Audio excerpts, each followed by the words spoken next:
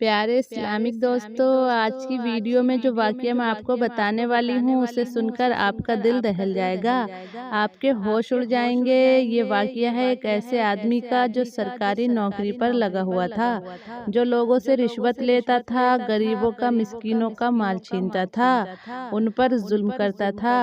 जब उसके 3 बेटे जवान हुए और तीनों की शादी हुई, बेटे जब घूमने चले गए तो 3 महीने में बाप का क्या अंजाम हुआ। बेटों ने बाप के साथ किया किया और बाप की आखिर में मौत कैसे हुई, ये सब कुछ मैं आपको इस वीडियो में बताने वाली हूँ। बस आप इस वीडियो को आखिर तक देखते रहिए।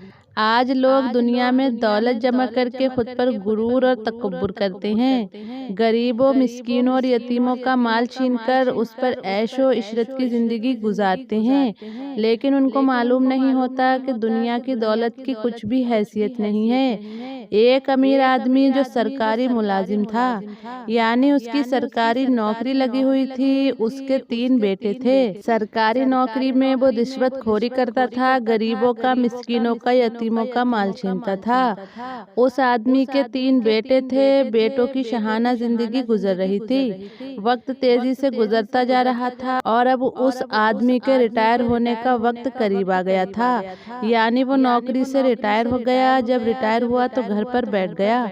बेटों ने बाप की नौकरी का खूब फायदा उठाया और सहाना जिंदगी गुजारते रहे। नौकरी से रिटायर होने के बाद बाप किसी बीमारी की वजह से चलने फिरने और बोलने से माजूर हो गया। बेटे कहने लगे अब तो बाप की कमजोरी देखी नहीं जाती।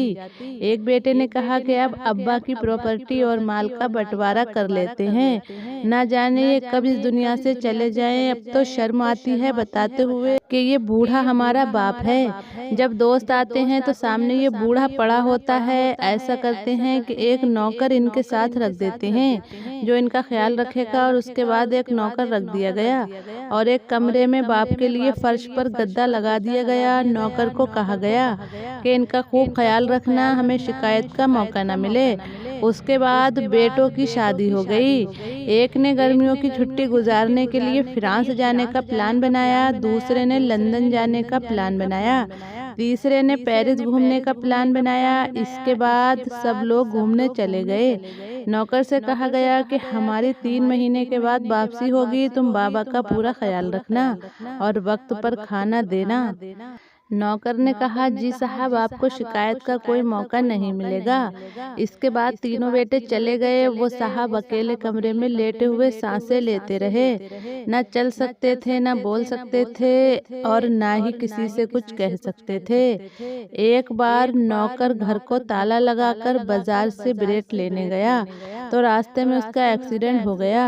अब लोगों ने उसे हॉस्पिटल पहुंचाया, लेकिन उस नौकर की वहीं हॉस्पिटल में मौत हो गई।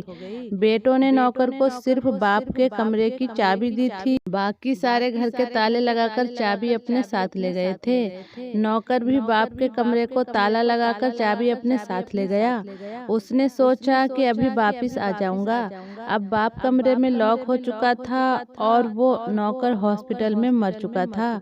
बाप ना चल सकता था, ना बोल सकता था, इसलिए वो किसी को आवाज भी नहीं दे सका।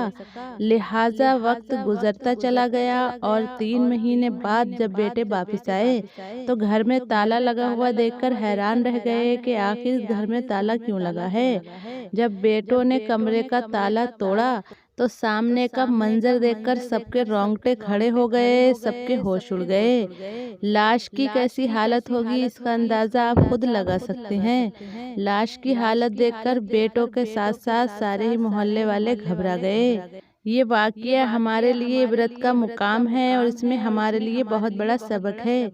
ये दुनिया की दौलत कुछ भी नहीं है। लोगों का हक मार मार कर कमाई गई दौलत का कोई फ़ायदा नहीं। ये दौलत कोई फ़ायदा नहीं देगी और ये अज़ाब बन जाएगी।